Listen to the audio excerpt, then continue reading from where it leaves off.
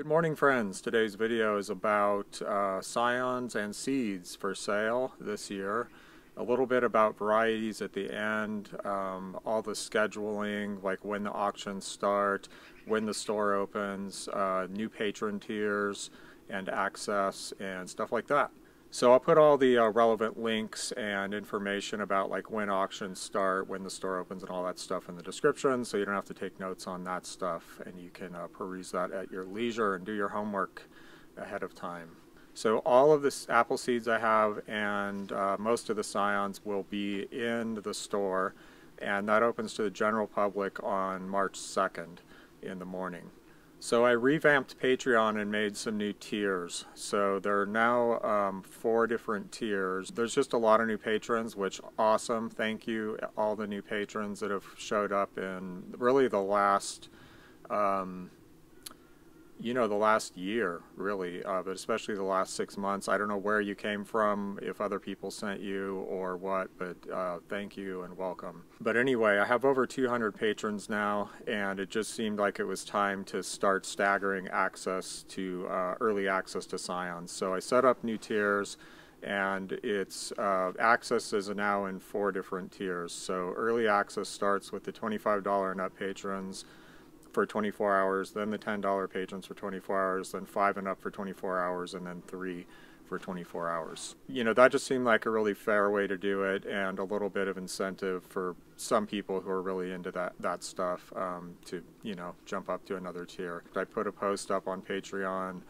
just a little bit about what's going on with my situation and needing to save money for land and all that stuff, and it worked for sure. Like, it's way up, and thank you so much for all you guys for throwing down to keep me doing this stuff, because at this point I'm trying to do as little permanent stuff here as possible that I'll have to like leave or move. I'm just doing a few things to kind of keep a bare bones thing going with the apple breeding and putting in some trees that'll grow new scion wood, so I can come back here, at any time and harvest that scion wood. But anything I can't take with me, I'm trying not to do here. So as far as a lot of the projects I want to be doing and stuff that I tried to start like as much as a couple years ago, that's all kind of grinding to a halt until I can get some property. And again, I haven't made that video yet about the whole situation and stuff, but I will eventually. And the gist is that I need to move, and I'll get some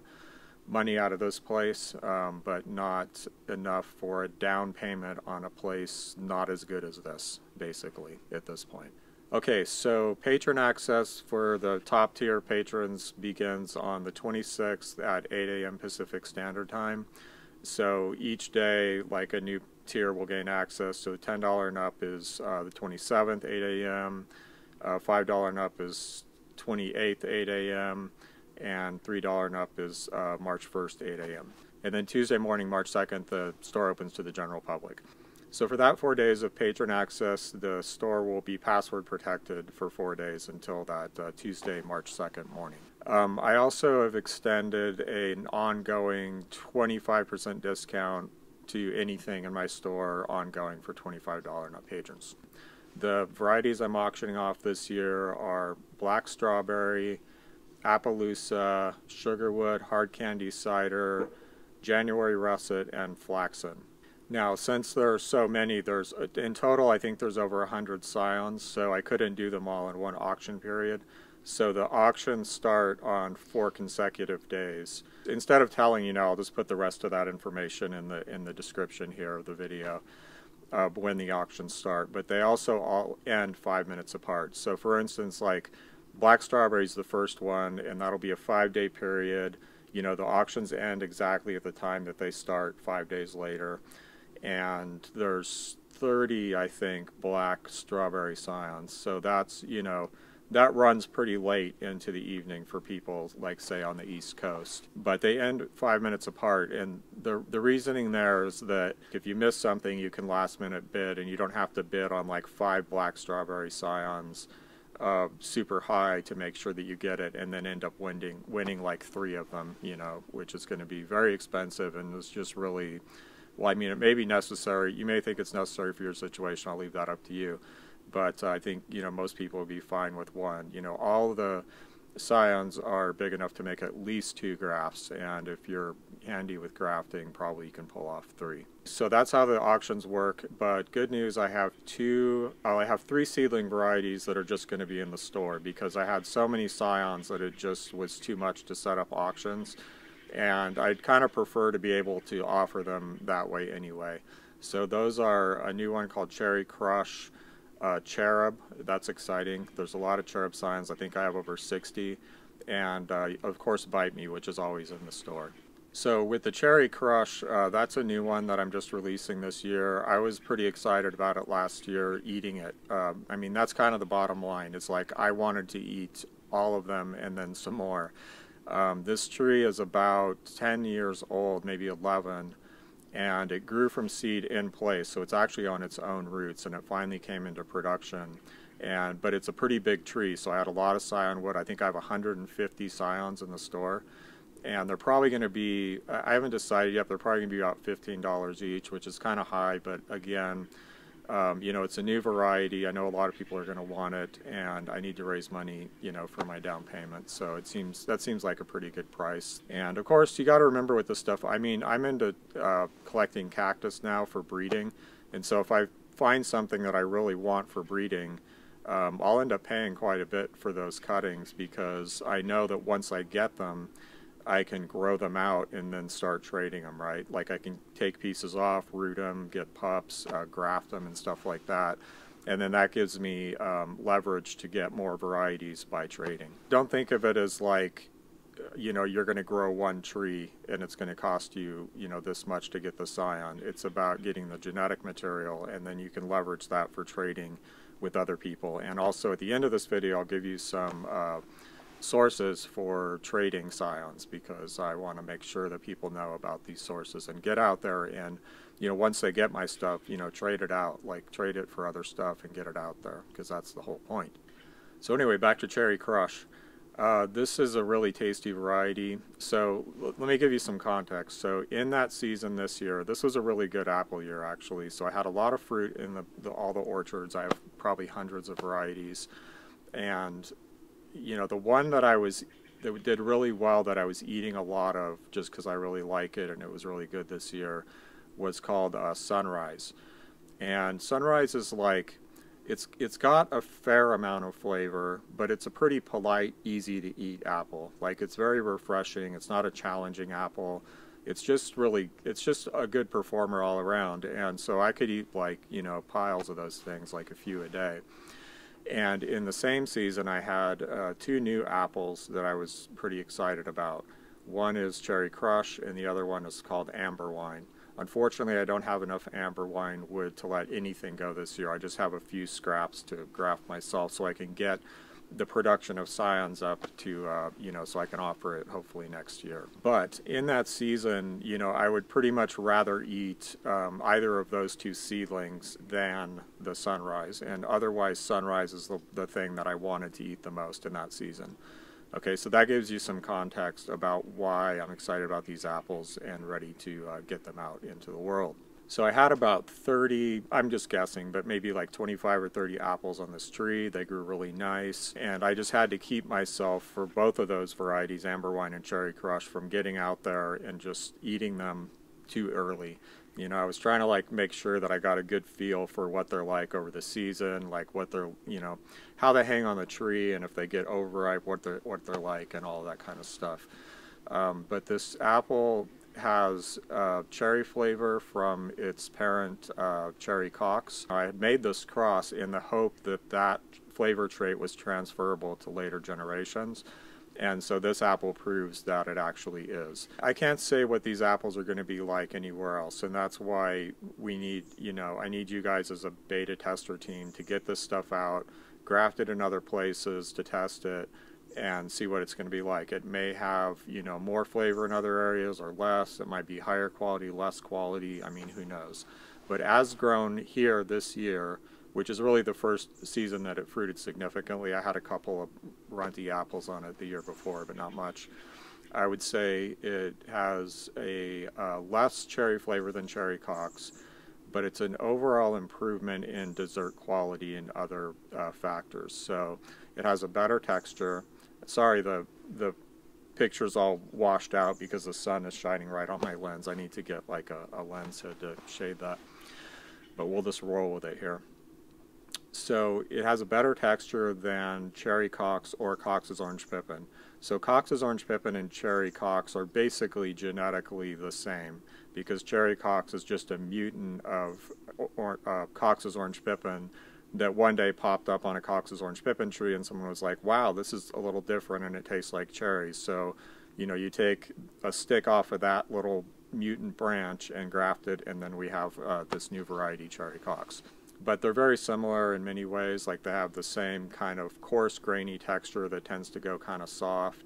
And while the flavor is more complex than Cherry Crush, overall, like, the texture and eating experience of Cherry Crush is better. So again, you know, with context and getting to the bottom line, if I had those apples in the same season, which they're not quite, like, I think Cherry Crush was a little bit earlier, I would probably eat Cherry Crush over that. And, you know, these are really good apples, so that's a pretty good recommendation there. So what else to say about that?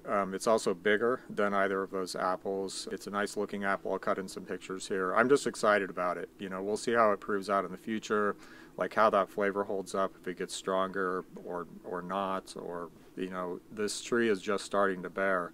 So the fruit quality can improve over a couple of seasons, you know, we'll see. And I also think this has a lot of potential for breeding. So it is a grenadine cross. It's grenadine Cherry Cox or Cherry Cox X grenadine. It wasn't actually labeled. I just figured out it's a Cherry Cox cross because of the way the skin looks and the stripes and the flavor. But it does have a little bit of pink flesh. I mean, it's actually pretty significant this year, but this was a really good year here for the development of red flesh. It would not surprise me at all if it doesn't develop significant red flesh elsewhere, or I think more likely there's areas where it's going to develop more red flesh and maybe some more red fleshed flavor, because it doesn't have, it definitely contributes a little bit, but it doesn't have a lot of that red flesh kind of berry type tone, overtone flavors. But it does have some pink flesh, so that's going to make it also valuable for breeding. So I could see, for instance, crossing it with, you know, another Cherry Cox red fleshed offspring that's good, or something like that. The other exciting thing about this apple is it's really 1 out of 2 so far of the red fleshed apples. Well, 3, I guess. Cherub is 1 too. That doesn't show any of the negative traits of, typical negative traits of red fleshed apples, and especially of the parent grenadine, which is flesh that tends to go mealy, high tannin in the skin and the flesh, and general trend towards like lower sugar quantities and stuff like that. So that alone is also really valuable, because it's a really good step toward, you know, the really dense red fleshed apples with a lot of berry flavor that we want, that are going to have like a really high overall dessert quality. Because this apple really, it's just a really good eating dessert apple. You know, there's nothing really that jumps out as wrong with it. You know, I'd say the main way to improve on this apple, if I had to like design a perfect apple, is just more flavor, you know, more and complex and different flavors. But the cherry flavor, while it's less than Cherry Cox, is definitely kind of like, it's the distinguishing feature of this apple for sure. So another new apple I'm letting go this year. Sorry, my voice is kind of shaky because I'm like over caffeinated and underfed, and it's a little chilly out here. The other apple that I'm letting go this year is Appaloosa. So Appaloosa is a red fleshed apple. It looks a lot like grenadine. It has a similar flesh color. It has the same big white speckles all over it, and it has a really, you know, really all the way through solid bright pink flesh, and it has a lot of berry flavor. Like, if I think of all of the seedling apples that I have that are red fleshed, and like the quantity of berry flavor, and like being close to grenadine with that kind of fruit punch berry kind of thing going on, this one is way up there. It might be the, you know, yeah, it might be the top of the heap, like next to black strawberry. So black strawberry and this one seem to have the most like intense, complex flavors going on. So Appaloosa was one of the first seedlings to fruit, and I gave it this funny name because I don't know, it just occurred to me because it had all these big speckles on it, and I thought of an Appaloosa horse, so I spelled it Appaloosa. And it was just kind of a joke name, but it sort of stuck and it's kind of cute, so I'm just going to run with it. Anyway, it fruited, and I got to try like one fruit. There were two big, beautiful fruits, and I got one of them, and then something else ate the other one before I could get it.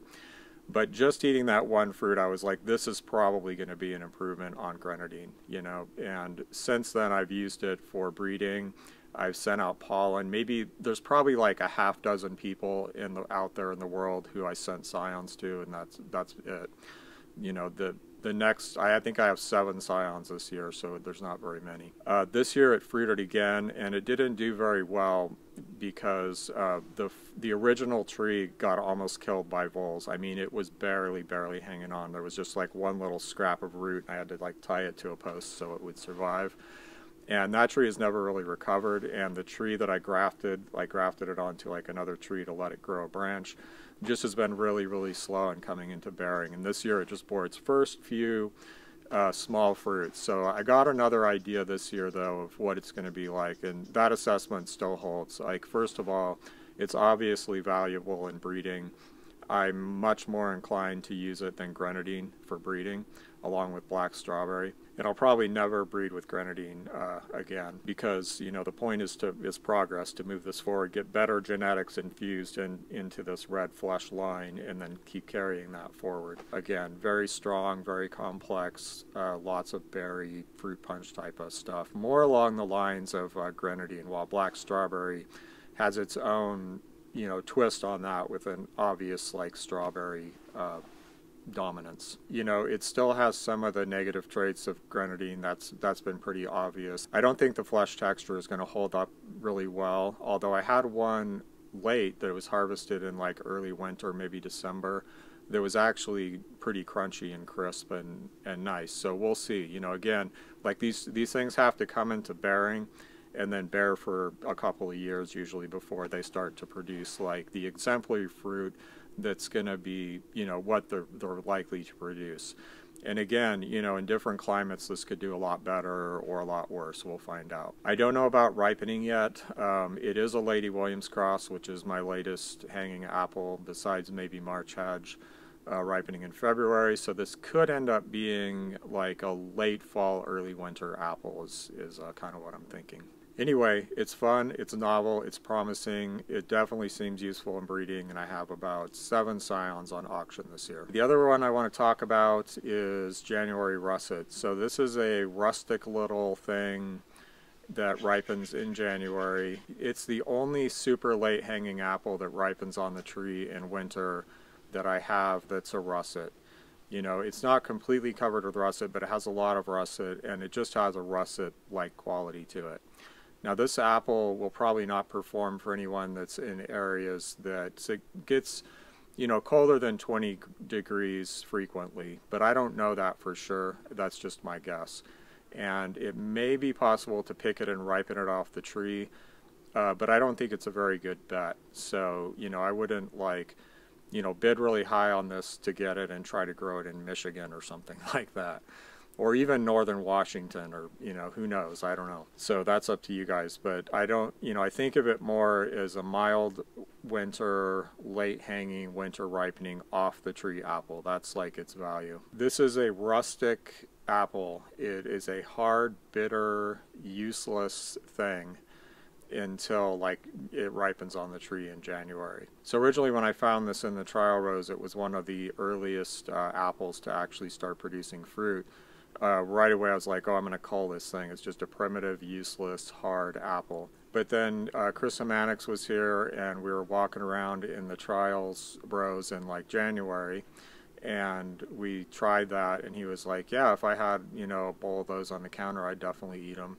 And I was like, yeah, it seems to be shaping up, and that's, you know, been the case ever since. So really, it's just a matter of getting it ripe. And it is still a small apple. It's still a rustic apple. It's not a polite apple. You know, it's not like anything like modern apples. It's hard. You actually have to chew it, which is good. That's good for you and good for your, you know, facial development and teeth alignment. You know, it's still got a fair bit of tannin in it. And but it's good, and it gets very rich in flavor. It can get pretty rich in flavor, plenty of sugar. And I just like eating it. You know, I find it enjoyable to eat. I would say that if I had that in season, Pomo Sanel and Lady Williams, I'd probably eat more of those than either of the other two. And so that's a pretty good, you know, I'm trying to think of the word. It's not recommendation. Whatever, I can't think of it right now. I need to go eat some food. So anyway, I have a bunch of Scions of that for auction this year if anyone wants to try it and add to their collection of winter hanging apples. I think it probably has value in breeding. I don't recall seeing any red flesh, but it is a grenadine, you know, offspring. And again, it's the only russet that I have that's super late hanging, and that has a lot of value in itself. So it could be really interesting to cross with things like golden Harvey or golden russet to try to get toward like a true, you know, dyed in the wool russet that hangs on the tree into the winter and is delicious and yummy. And that is certainly possible. We just have to do the work. All right, let's taste this, because this apple tasted very interesting last time I had it. This is grenadine crossed with Lady Williams, 11-7. Unveil these. Well, I'm going to pick that one, apparently. Good sized apple, looks like. It's got some cracked russet going here, lots of russet in the stem well, kind of patches of russet elsewhere, lopsided. Very aromatic. Anyone that smelled this would want to eat it. You gotta smell the butt. And this butt smells good. Okay, ready?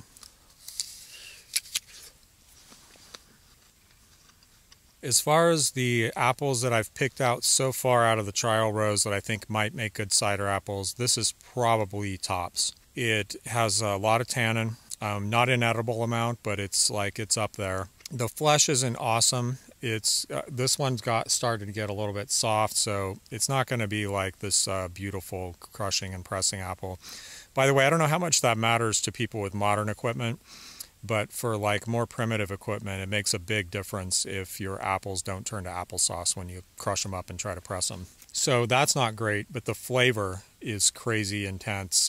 It tastes like artificial grape candy or juice. Wow. I don't know. Man, the flavor is intense. Just quantitatively, you know, there's a heaping helping of flavor in there, and it's equivalent or past anything I've ever tasted in an apple. At least would match anything for just intensity of flavor. I don't think it's just grape. I think it might be like maybe watermelon candy and grape candy or a mix of stuff. I don't know what it is, but the finish seems to be mostly grape. Yeah, it might be watermelon and grape. I'm not really sure, or even more stuff than that. If that flavor can survive fermentation, there's also a good measure of acidity in this apple. Let's test the sugar, because I think the sugar might be on the low side.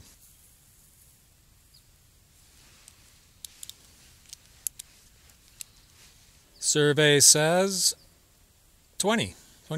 Well, that's nothing to scoff at. Okay, so this is one of the more promising cider apples for sure. I need to name this thing and get it out to you guys out there who are cider makers to grow out and test as single varietal ciders. I have a feeling this intense fruit flavor is going to survive the fermentation process and that this is going to make an amazing cider. That is my prediction.